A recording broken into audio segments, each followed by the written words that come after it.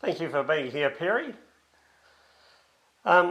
Firstly, could you tell us a little about yourself and what connection you have with Upper Hutt? Thanks so much for having me. So I was actually born in the Wairarapa, but we moved to Upper Hutt when I was a baby. So we moved here, we're in the Heretaunga Players, and we moved just down the road in Wallaceville to Seddon Street was where we lived when I was a little baby, a few weeks old.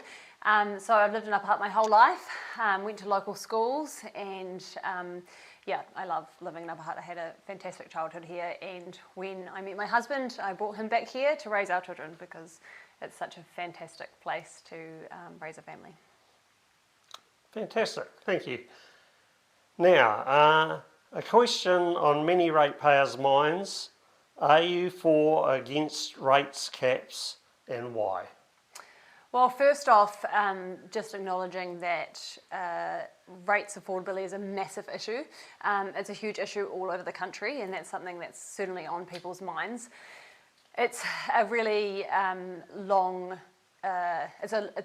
time coming, this challenge that has been created, right? So we've underinvested in infrastructure for decades, and that has created this situation now where we're trying really hard to catch up. We need to spend a lot of money on maintenance, and that's that perfect storm has happened now where the rates affordability is a really serious issue. So no one mayor is going to be able to fix that, unfortunately.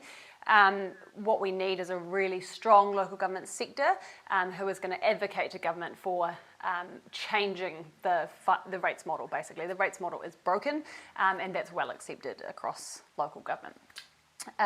That's one thing, and then I think locally, certainly, we can ensure that we're getting better value for money, and that's things like ensuring our procurement processes are competitive, so we can the council can prove to ratepayers that they're getting good value for money for those kinds of projects.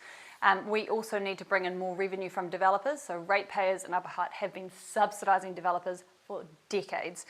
There was 3 of the last 5 years, the council brought in $0 in development contributions, and that is revenue that we're not getting in, which means that we're all subsidising ratepayers.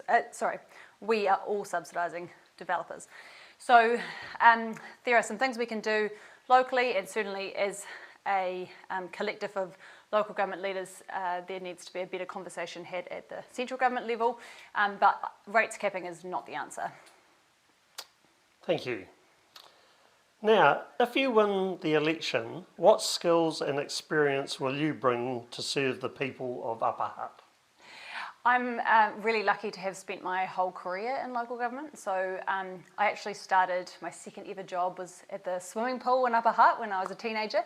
I worked there through school and university while I was going to school at Heretaunga College. And then on to Massey University where I studied business and economics, travelled overseas to study economics. And then I came back and studied resource and environmental planning. So my first real job, office job, was as a planner at the Hutt City Council down the road. So I've then worked in a whole bunch of different areas across local government. I moved into transport, infrastructure.